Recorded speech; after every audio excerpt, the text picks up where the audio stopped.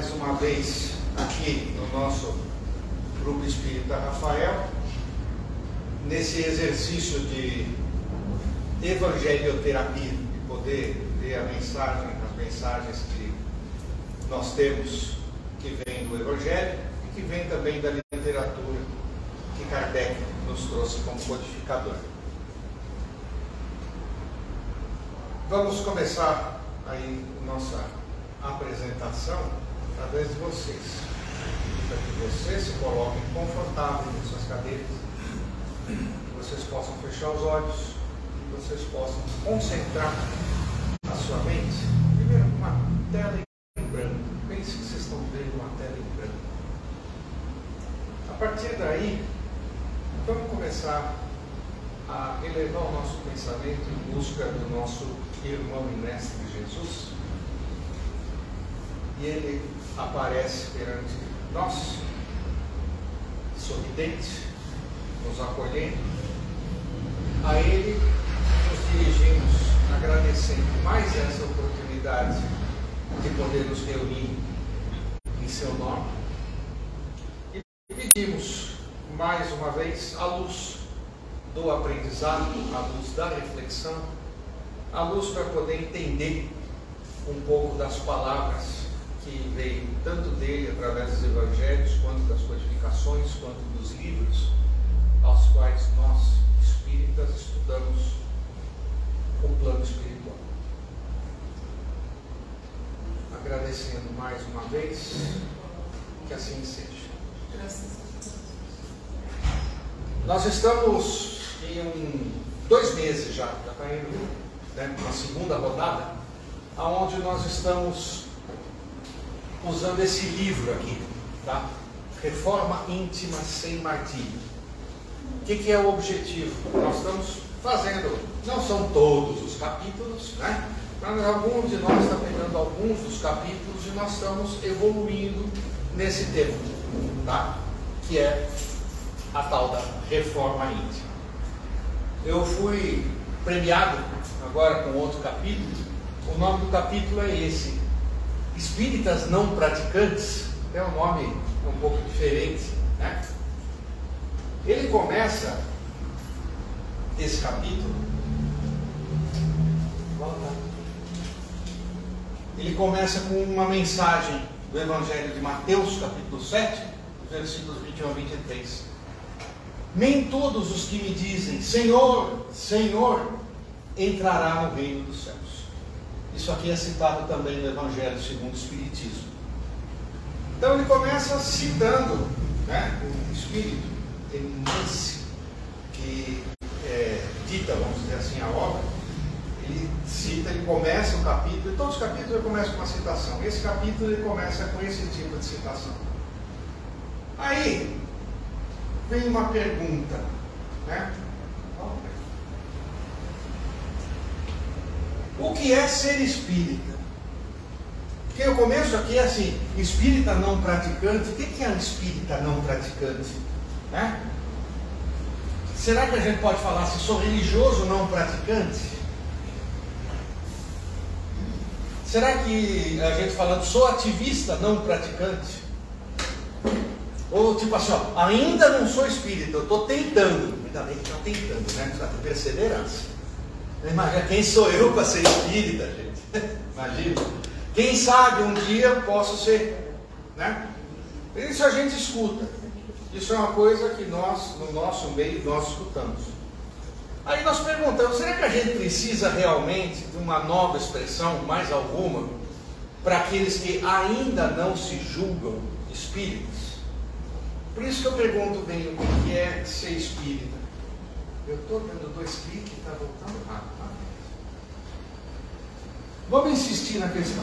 Ser espírita não é algo de conceito, não é um negócio fechado, quadrado, rígido.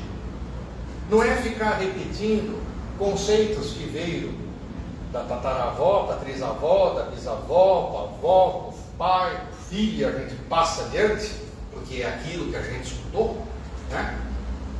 Por quê? Porque são o que a gente chama de práticas exteriores, né? Para fora só, não é para dentro, do religiosismo milenar. Ou seja, é coisa milenar, é coisa que se repete, não se renova, não tem algo assim de novo, né? Para dizer conceito. Eu acho que o mundo muda, todo mundo muda, nós todos mudamos. Nós somos criança, sem cabelo, sem dente, né? A gente cresce e tal, daí para alguns o cabelo cai, outros fica branco, né? A gente ganha peso, a gente perde peso, a gente ganha peso, a gente ganha peso, a gente ganha peso, a gente perde de vez em quando. É isso, nós somos da mudança. Tá? Então nós temos que, isso tudo é evolução, e nós temos que se acostumar com a mudança. E não dá para a gente ficar com um padrão fechado. Tá? Pior ainda, quando você pega um padrão desse para fugir da responsabilidade, criando artifício, criando truques para você dentro da sua cabeça achar que você está certo, ou que você está querendo desviar de algum assunto, está querendo se justificar, né? Por quê? Porque a gente é humano, e como nós somos humanos, nós somos preguiçosos. Por quê? Porque a gente quer o menor esforço, sempre, em tudo. É da natureza humana, não precisa ficar com vergonha. É da natureza humana fazer as coisas no menor esforço. Tá? Agora a gente precisa entender o que é o menor esforço para aquilo que a gente vai conquistar. Tá? Não adianta a gente ficar pensando que a espiritualização humana é você ficar sentado, lá, meditando, falando, Deus me dê a espiritualidade. Não vem assim. Infelizmente, lá eles não recebem esse tipo de pedido, tipo iFood, Uber, essas coisas. Não tem. Principalmente tratando da espiritualidade. Tá? Aí vamos lá pesquisar um pouco na literatura espírita. Né? O que fala dessa questão? O que é ser espírita? Vai? Ou vamos entender a questão aqui do espírita não praticante, né? Eu achei no livro dos médiuns a pergunta 350. E eu achei muito interessante isso. O que importa crer na existência dos espíritos se essa crença não faz que aquele que a tem se torne melhor, mais benigno e indulgente para com seus semelhantes, mais humilde e paciente na diversidade? Porque dá trabalho, né? Dá trabalho. Ser benigno, ser indulgente, ser paciente, dá trabalho. Não, eu quero a coisa para amanhã, rápido, menor esforço, certo? Então, sabe, de que adianta você fazer isso? Nós poderíamos pensar que assim, que só por causa da manifestação dos espíritos, a humanidade poderia ficar estacionária. Então assim, não adianta a gente ficar pensando que ser espírita é algo que vai vir um espírito e vai dar um jeito, tá? Não costuma ser assim, desculpa, eu acho que é uma revelação tão forte quanto o Papai Noel não existe, mas é verdade, não vem um espírito resolver a sua vida, não vem. Ele pode te ajudar eventualmente, tem uma série de condições para que isso aconteça, e não é menor esforço, tá? Mas isso aí é outra palestra. Vamos nos focar nessa questão aqui, ó. O que é ser espírita, então? Se eu não posso rotular, se eu não posso usar termos, se eu não posso ter definições.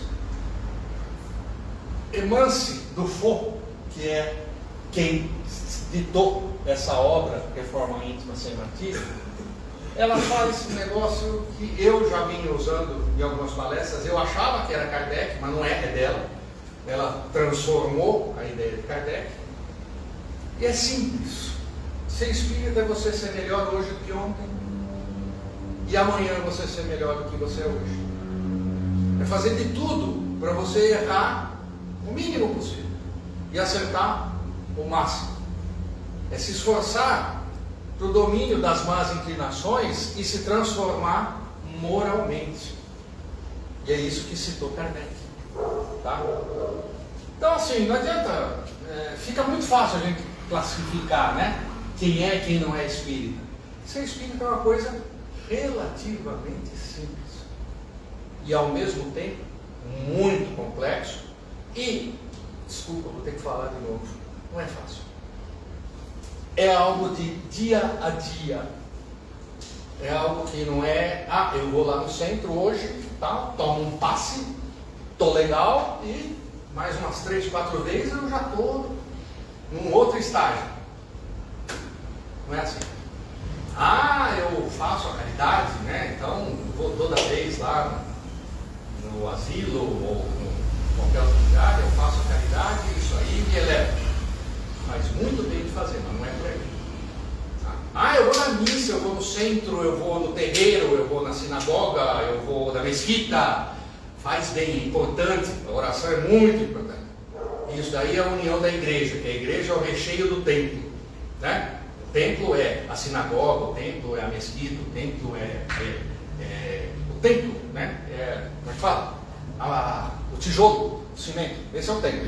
A igreja são as pessoas que estão em volta de uma mesma ideia, do mesmo conceito, e que vão se reunir para manifestar e para orar em volta disso. Então, gente, por que toda vez que eu estou querendo dar 2, você dá 1? Como é que isso acontece? Né? Como é que isso vem acontecendo com as pessoas que se envolvem com o Espiritismo? Também citação da irmã Sephora. Primeira coisa, a pessoa chega na casa espírita. Beleza? Achou um lugar. Achou um local onde você tem um grupo que tem uma ideia, que tem um conceito, e onde a gente tem que estudar, e estudar muito, para poder entender as coisas, para poder se melhorar, para poder descobrir onde que a gente pode eventualmente estar agindo mal e descobrir onde é que a gente está agindo bem para continuar a acertar cada vez mais. Tá? Esse é o segundo ponto. Você está em volta desse meio, né, desses recursos, palestra, o atendimento fraterno, o passe, a literatura, os cursos que nós temos. Não adianta nada se você pega isso e fica só com isso. Compra o livro e põe na estante, né? Vem aqui na palestra, sai, continua fazendo coisa errada, continua não sendo paciente, não sendo indulgente e tudo mais, né? Acontece isso aqui, quando o conhecimento doutrinário penetra nos meandros da inteligência, ou seja, você passa a entender o porquê que é importante essas questões, por que é importante melhorar, por que é importante evoluir. Para nós, esta é uma das vidas da qual nós vamos viver. Nós já vivemos e nós ainda vamos viver. Isso aqui é uma encarnação.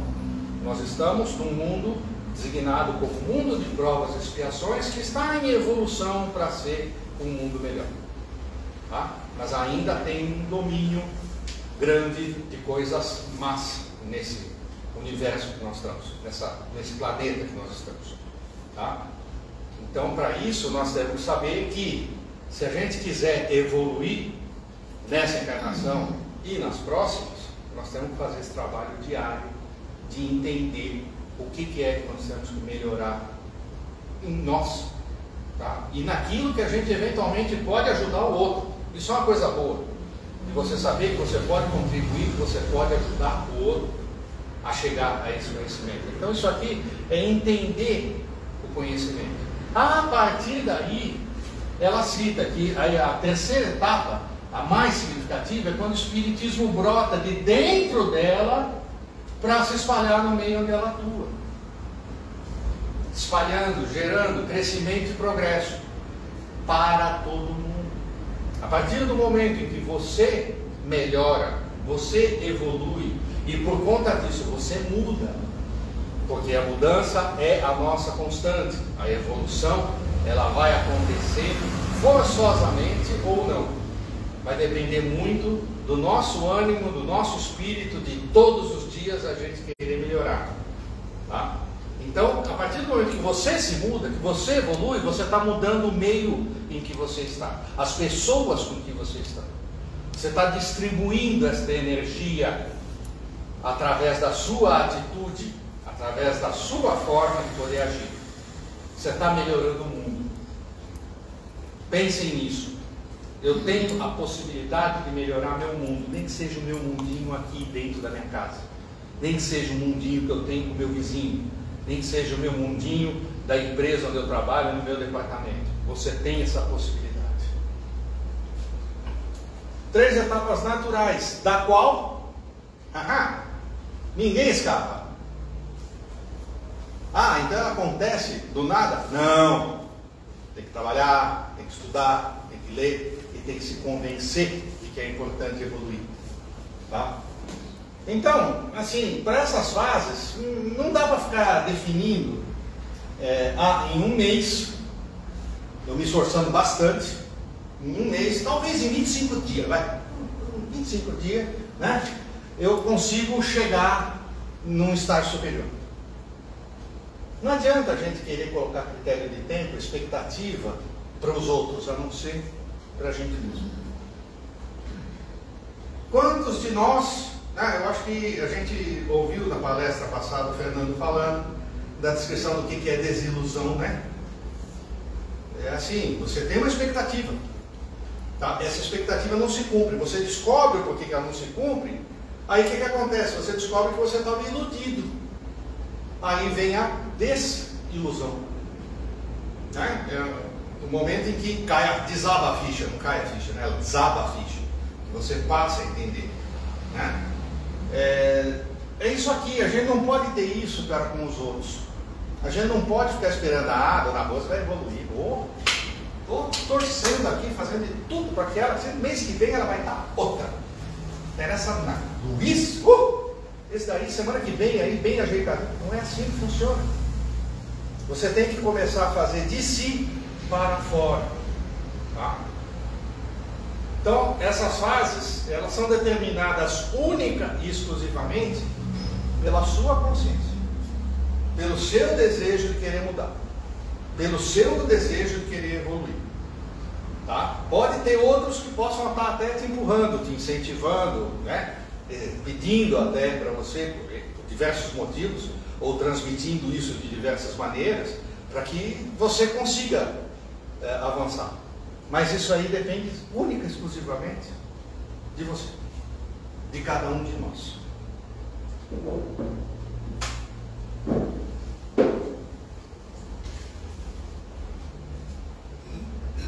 Essa frase aqui eu achei muito interessante. O que diferencia, né? O que é importante? O critério moral deve preponderar a qualquer noção pela qual essa ou aquela pessoa utilize para se considerar espírita.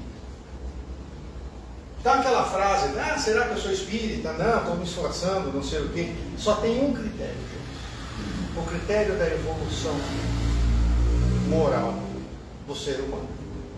Tá? Isso aqui, ele deve sobrepor a todo e qualquer outro critério que você possa querer ter. Se você está conseguindo chegar numa condição de elevada moral, você já está no caminho de evolução espiritual sem querer saber. Você já está fazendo um caminho de evolução social. Você já está mudando as coisas à sua volta. E com isso você está mudando a si próprio. No livro ele cita 2 tipos, né, de espírito, de forma, o espírito no sentido de nós, né, atuando, que é o espírito da ação e o espírito da reação, né?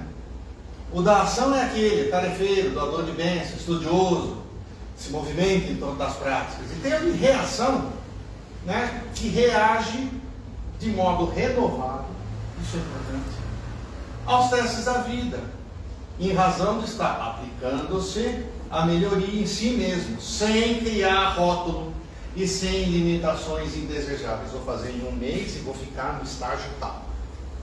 Não é assim. Tá? A gente tem que enfiar na cabeça que dia após dia a gente vai evoluir e vai subir.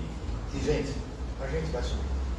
Tá? Até o fim, quando a gente deixa o corpo, volta para o plano espiritual e vai voltar aqui possivelmente ou em um outro plano e vai continuar esse caminho de evolução até poder chegar a ser um espírito iluminado, alguém como Jesus. É só mirar, gente, tem que mirar. Tem que ir na direção. Vai demorar bastante. Mas tem condição. Existe essa possibilidade. Eu posso ser que nem Jesus? Pode. Vós sois deuses, ele mesmo falou, né? Que pode fazer mais coisas do que eu. Tem essa condição. Dá para fazer nessa encarnação? Não sei. Por que não vão tentar? Né? Vamos lá, então, falando do ação e da reação, o primeiro, aqui, o da ação, está conectado com o movimento espírita. E o segundo está mais conectado com a mensagem espírita. Tá? Ou seja, aquele que quer, em vez de estar agindo, fazendo tarefa e tudo mais, ele está na evolução, ele está trabalhando nessa questão da reforma íntima. Só tentar duas vezes. Então, gente, para ficar mais fácil, tá? Nós somos seres que a gente gosta de ter a coisa quadradinha, né? Às vezes tem alguma explicação. Eu vou dizer algumas coisas para você, o que não é, tá? Que o espírita não é reconhecido somente no instante que ele vem aqui no centro e faz uma apresentação. Cada vez que eu pego uma apresentação para fazer, eu tomo um tapa na cara desse. Né? Então, eu não sou reconhecido só quando eu vou aqui falar, quando eu vou arrecadar comida, tá? Para os mais necessitados. Eu vou escrever alguma coisa, fazer divulgação, né? Eu vou ser dirigente espírita, eu vou fazer alguma questão. Isso não é para ser reconhecido só com isso. Não adianta só eu vir aqui, não adianta só eu ir na igreja, não adianta eu vir só fazer doação. Tá? Só isso não é ser espírita. O serviço transformador do campo íntimo é medido pelo modo de reagir às circunstâncias da existência. Ou seja, do nosso dia a dia, da nossa vida. Da gente poder, de novo, ser melhor amanhã do que nós somos hoje. Da gente poder ser mais indulgente, ser mais paciente, ser mais perseverante com as coisas. A gente entender como que a gente tem esse mecanismo dentro da vida da gente, em que a gente às vezes não faz, às vezes faz, e entender o porquê que a gente não faz. E o que eu tenho que fazer para passar por cima disso. Pelas reações nós podemos medir se nós estamos ou não assimilando dentro de nós essas lições preciosas da espiritualização. Essa é a medida. Nós medindo se nós estamos ou não estamos assimilando dentro de nós as lições da espiritualidade. Nós, não de nós, dentro de nós. Indivíduo. Não tem, os americanos que tem uma frase que é there's no free lunch, não tem almoço de graça, né? Sempre tem alguma coisa que custeia esse almoço, né? Seja uma vontade de ter uma relação comercial, seja uma questão estratégica, eles têm todo o jeito dele. Então não existe realmente evolução espiritual sem esforço, sem dedicação e sem foco. Essa frase, então, que a gente citou, que eu estou tentando ser espírita, é mecanismo psicológico para fugir da responsabilidade de evolução. Nós temos que enfiar na cabeça e temos que ter um posicionamento transparente. Ou seja, a gente tem que ser claro e falar: sou espírita, estou trabalhando seriamente a minha evolução espiritual. Estou buscando transformar o mundo que está à minha volta através da transformação de mim mesmo. Eu tenho que contribuir para o mundo e eu sei que eu erro. Não tem problema nenhum, gente. A gente erra.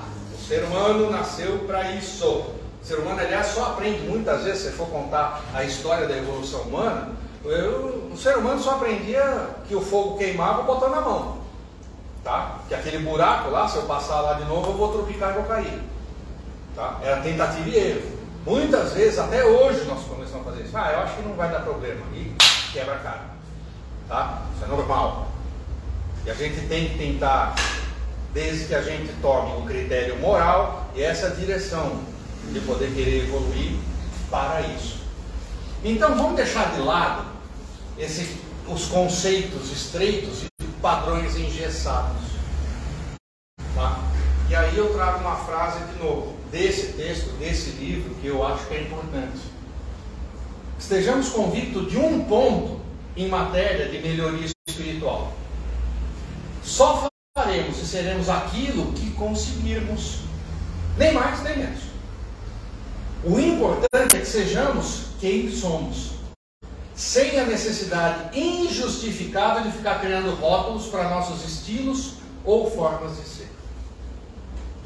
Eu acho que a coisa mais importante é isso aqui, gente. Nós temos que ser aquilo que nós conseguimos ser. Nós temos que buscar sempre ser melhor, mas vamos atingir um passo de cada vez, um degrau de cada vez, nesse objetivo. E nós não vamos conseguir chegar ao estágio de Jesus nessa encarnação? Pode ser que não. Eu realmente espero que algum de vocês consigam. Eu realmente espero que todos vocês tomem essa direção. Tomem ele como referência. É lá que eu quero chegar. Isso sim, né? Agora, vamos entender que nós somos seres em evolução. Nós somos espíritos que evoluem encarnação a encarnação e de novo, seguindo a lei do progresso. Né? Vamos lembrar, essa frase é uma que arrepia, né? Acredite se quiser, hoje você é a melhor versão daquilo que você já foi no resto da vida. Eu gosto dessa frase porque cada vez que eu falo essa frase, eu olho para dentro e falo, credo. Imagina o que eu era antes, gente. É uma frase muito poderosa essa. Tem que falar assim como... Eu gosto muito de piadas que fazem reflexão. Essa daí é uma delas. Né? É uma afirmação que pode soar como piada, mas não é. Ela é divertida no sentido que você olha para dentro e fala, credo, em cruz, Nossa Senhora de Santa Maria, né? Que é isso? E aí a gente cria a força, capta a energia para poder ir adiante. Indo por fim, eu queria trazer algumas frases só para lembrança. Eu gosto muito desse cara. Eu gosto muito do Cortella. Tá? Ele tem uma maneira de refletir muito didática. E eu gosto muito de ouvir os textos dele. E ele falou de uma maneira muito simples, gente. Não é a morte que me importa. Quero é um fato. Acabou. O que me importa é o que eu faço da minha vida enquanto a morte não acontece, para que essa vida não seja banal, superficial, fútil e pequena. Você pode mudar o mundo que está à tua volta através da tua evolução espiritual. Saiam com essa mensagem daqui. Vocês têm esse poder. Não parece, mas tem. Agora, o mais importante de tudo é vocês respirarem fundo e dar o primeiro passo. O primeiro degrau é sempre o mais difícil. Mas não evoluir, tá? É o pior caminho. Por fim, eu fui buscar na carta de São Paulo aos Coríntios uma mensagem de Saulo, que antes de se tornar um ministro, né, ser um evangelista, ele era um cara que ele corria atrás do cristão, tá? Ele não gostava do cristianismo, ele lutou contra, ele fez uma série de coisas contra o cristianismo, até que na estrada de Jerusalém para Damasco, que é uma cidade próxima, tá? Ele recebe uma imagem extremamente clara de Jesus falando para ele se converter, e ele se converte, e ele vai atrás de Jesus, e ele se torna São Paulo. E na primeira carta de São Paulo aos Coríntios, ele fala, e ele cita, porque eu sou o menor dos apóstolos, e não sou digno de ser chamado apóstolo, porque persegui a igreja de Deus.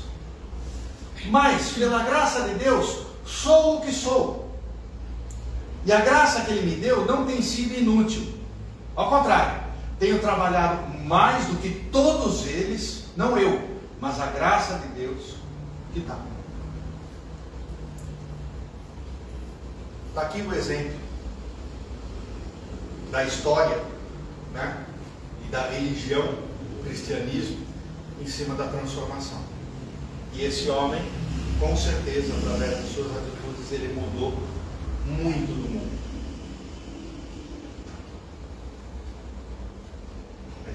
Quem puder ler o Diego Paulo de Tarso, é emocionante.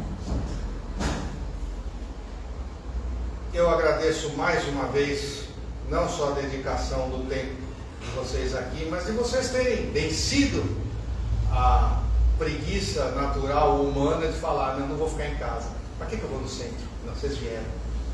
E vocês com isso me deram o prazer de eu poder dividir um pouco com vocês desta reflexão que eu tive lendo esse capítulo e que eu estou dividindo aqui com vocês.